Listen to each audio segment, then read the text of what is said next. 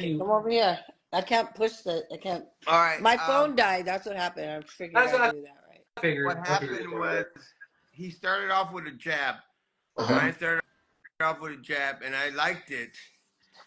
And then when he threw the left hook, I said, Ryan, that looks like a whip. Right. I said, why don't we concentrate that as a whip? Not as a hook, but as a whip. Whip them fast. Hook it. Not like a Mexican. See, Mexicans do this. They hook Right. it. But if you go like that, it becomes a whip. Okay. And it's more effective. And what I used was... Don't give out too much of your trade secret. Right? Okay, well... So what was something you saw that he had early? Yeah, I saw it early, and then I mastered it. Right. And what I did was, at one time, we used the they had called it the Cobra bag at one time, and it was a small thing. It was something that I designed later on and called it the Fierce Reflex bag. But I was just gonna say that. Is that the reflex bag that you're selling? The Fierce, but back then it was called the Cobra bag from Ringside. And Ringside, I used it, but it kept on breaking. But I noticed that it was always going around and, doing all those crazy things. And I said, Ryan, if you could master this and use the whip, right. I said, you're going to catch every opponent out there. And he goes, really? And I said the same thing to Sean. But Sean, I turned him into a southpaw. And Sean uses this one now. Okay. So they're both very effective on that. But Ryan obviously mastered it faster because he was older. Right. And then when something broke, the Cobra bag broke, I called Ringside and I told them, hey, I need this part. And they said, excuse me, sir, we no longer, we discontinued the product. And that gave me the idea because I kept on fixing it my way. Okay. And then I started developing my own Fierce Reflex bag. And to this day, that's mine. And I patent it because I used a lot of good features in it. Because that's how I am. If I'm going to master my son's hook and other areas, I like to do that. I like to master other things in life as well. That's why he chose me. No, I'm just kidding. I ended up building the Fierce Reflex bag for Ryan. So when he liked it, he made it famous. Right. And I'm telling you, that hook is a very special one now because if you look at all his amateurs, him and Sean, they use that hook. Right. And that hook it's you got to work on it. You got to work on it. But they've got it so down packed that they see their opponents slow motion. They see them as a slow motion because when you hit the Fierce Reflex bag, that sucker goes right. And compared to a human, they catch it, and it's not as fast as a human. Right. So I always tell people that Ryan is going to catch you, no matter what. He's going to catch you. It's either early in the round, or in the middle, or it's going to be when you're tired. But he's going to catch you.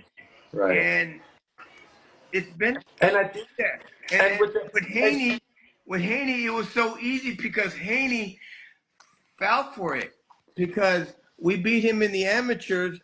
And what I noticed is that if you let Haney box you, he's going to beat you because he's that skillful, just like Shakur.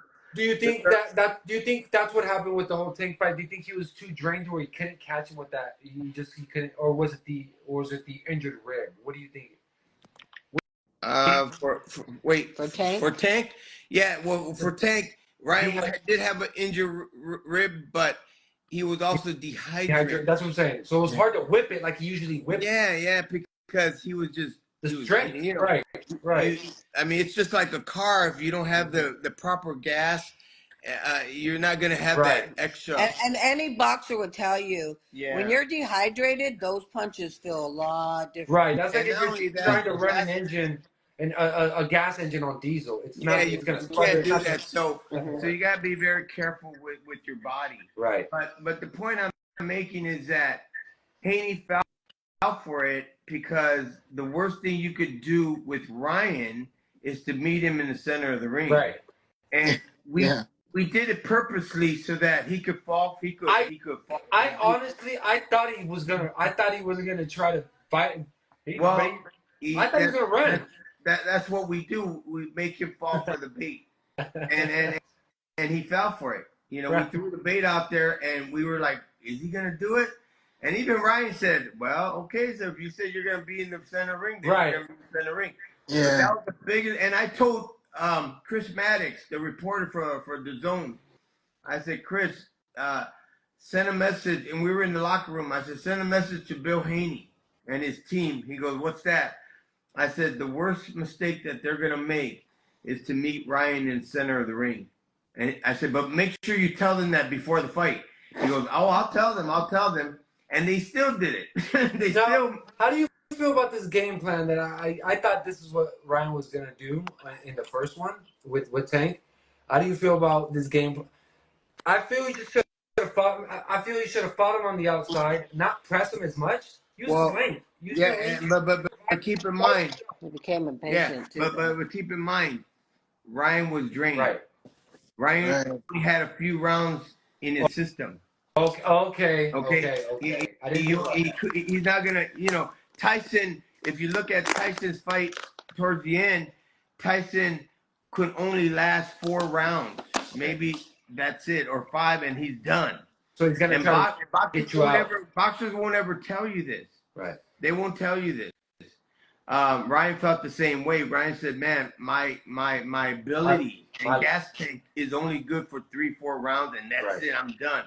So Ryan's gonna try to finish you. Right. And if he does, he does. And he caught. If you see the first, he caught a few Tank. Yeah. And Tank held on like, "Oh shit!" Right. I remember that. He caught him. But imagine he didn't catch him with the left. He didn't catch him with the left hook. He caught him with the right hand. Yeah. And that. But if he had he caught him with the left hook, he would have been done. But imagine if he would have caught him with the left hook at full strength or with that right. That's what I'm saying. He would have got knocked out. But he didn't. So you guys gotta understand you gotta understand what a boxer goes through. Right.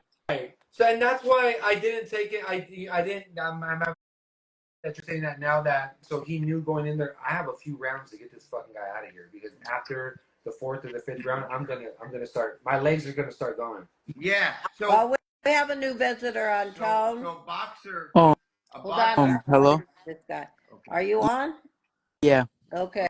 So, Welcome. So only a boxer and a coach or a father like me will know the ability of their fighter or their son. Yeah, no, only we will know. Right. The reporters, the fans, and all that, they won't know any of that, but we do. Right. And when Brian tells me before the fight, or he tells me after the fight how he felt about the fighter, then I get the information from that point. All right.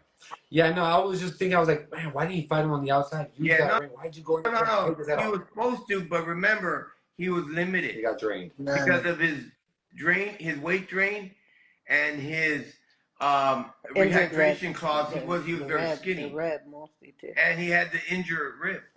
So Ryan was very limited. Let this guy say something. Go ahead. Well, do you have any questions, sir? Not yet. Okay.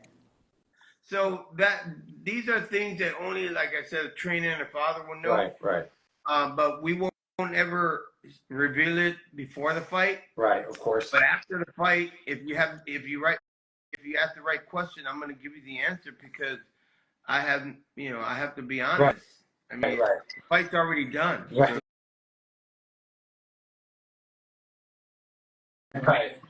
Right. Why bullshit? Why be Bill Haney? But I can tell you this much: what Ryan told me about Duarte. Remember Oscar Duarte? Yeah. Okay. Yeah. Okay. Now I'll be honest with you about Oscar Duarte. Oscar Duarte. Ryan told me that he hits harder than Tank. Right. He's a bigger guy I than Tank. believe that because I saw Oscar Duarte, but I'm telling you, I told people if he were to fight Haney, he would also drop Haney. Right. Back. I think Haney needs to stay at 130, to be honest. Well, I mean, I don't know. Haney's a very good boxer, though. But remember, a very good boxer, to beat a boxer, you have to take it to him. Right. And just like you have to take it to him. Larry Holmes was a good boxer, but why did Tyson beat Larry Holmes? Because he took it to him. You see what I'm saying? So you know these things. If you don't know it, then you're never gonna have the blueprint on besides Ryan right now. Huh? Besides Ryan, who do you have? Who do you have as the top 5 right now in boxing? Well, you got to mention Crawford. You got to mention Tank. You got to mention Canelo, of course, obviously. These are Benavidez. I mean, these are some bad dudes. Right, but so with Benavidez, I feel he's not lightweight. I feel he's a heavyweight trying to fight at 168. Like, bro. No. He's right where he has to be. Think so? No, how much does Benavidez weigh? 168. But Canelo was 160, right? All right, answer me this. Do you think Canelo's ducking him? No. I don't think so. Canelo's not ducking him. What's happening here, Canelo has now become a businessman. Right. There's a difference now. Business first, fight second. Bingo. Right. There it is. And that's the truth, because, you know, when in the beginning, always remember this. In the beginning, you're just trying to get there. Wait. In the beginning, you become a good boxer, right? And you fight whoever, and that was Canelo. But as you get older, now you become a businessman. Okay. Because you only have a few more years. Right.